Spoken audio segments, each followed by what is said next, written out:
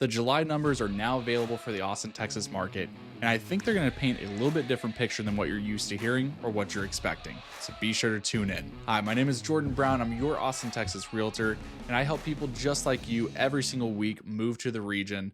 And today I'm going to be breaking down the numbers from July 2025. What do they mean for the area and how do they compare to this time last year? There's a lot of headlines out there about the real estate market here in Austin, Texas. And in fact, LendingTree.com just deemed Austin the #1 boom town in all of the USA.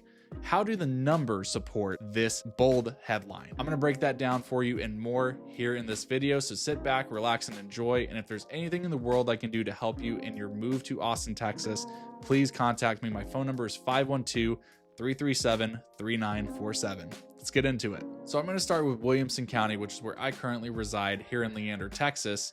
And Williamson County is a pretty big, broad spectrum just north of central Austin.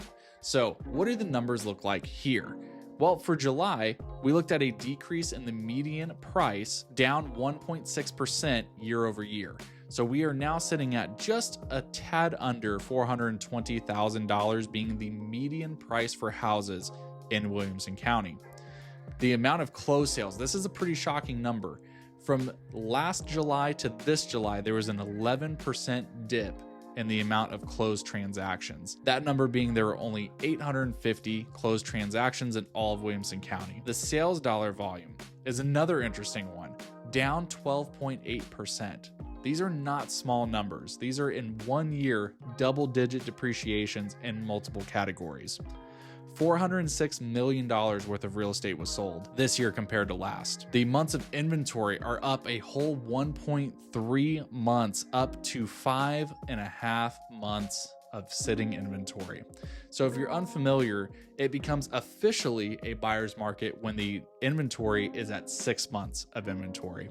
I'll tell you this, as a realtor who has been helping people throughout the pandemic and post-pandemic, I will tell you it absolutely feels like a buyer's market already and has for the last 3 years. You want options? How about 1,488 new listings, which is an increase of 18.3% in Williamson County. And probably the most shocking number on this entire graphic here is active listings are up 25.3%, bringing that total to 4,651.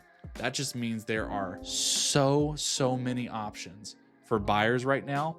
And if you're a seller watching this, when you hear this information that there's less closed sales happening, the months of inventory are up, there's 25% more active listings now than there was last year. Do you think that you're still going to get those pandemic prices? Probably not. The data suggests otherwise. However, on the flip side, if you're a buyer, this is the exact news that you want to hear. This is what's driving prices down, which Austin was way overdue for. Now, these numbers, you would probably think no one's buying houses.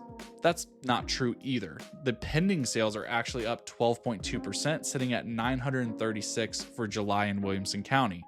The average days on market's taking 4 days longer than it did last year at 62 days. That's the average days it takes for someone to buy your home right now.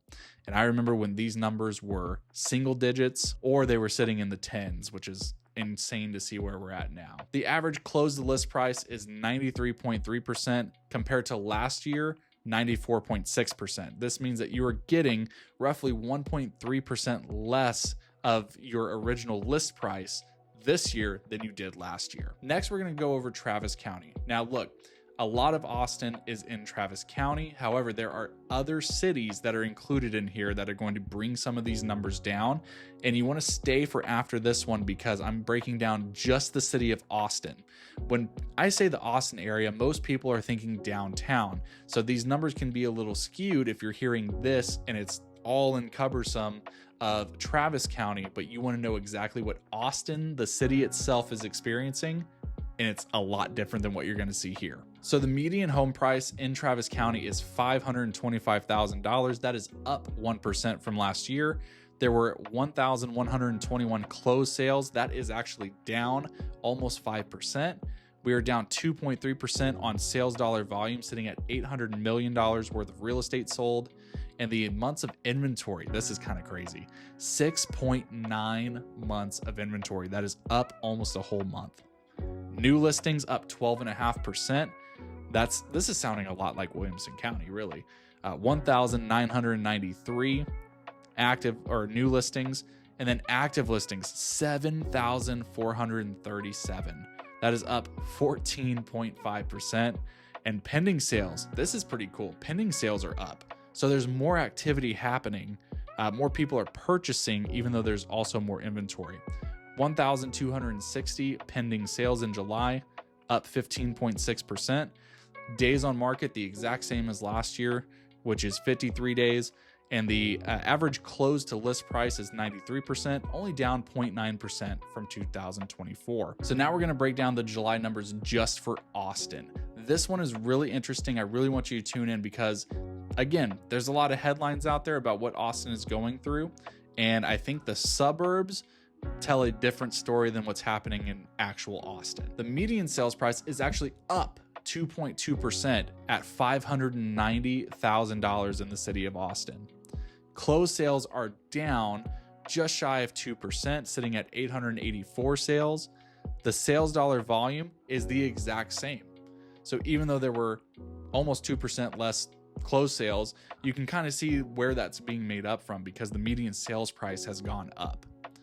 Months of inventory is up an entire month, 6.9%. New listings up 14.1% at 1,550. Active listings are up 14.5% at 5,673. This one is crazy. Pending sales, the amount of people actively buying the homes right now that are under contract, up 22.2%. That's 981. But Jordan, I'm reading that Austin's dead. I'm reading that things are unaffordable. Well, there's a lot more happening this year than there was last year. Average days on market, 51. That's the exact same as last year. And the average close to list price. This is interesting. This is the first time I've seen this happen in all of my market review videos that I've done within the last 3 years.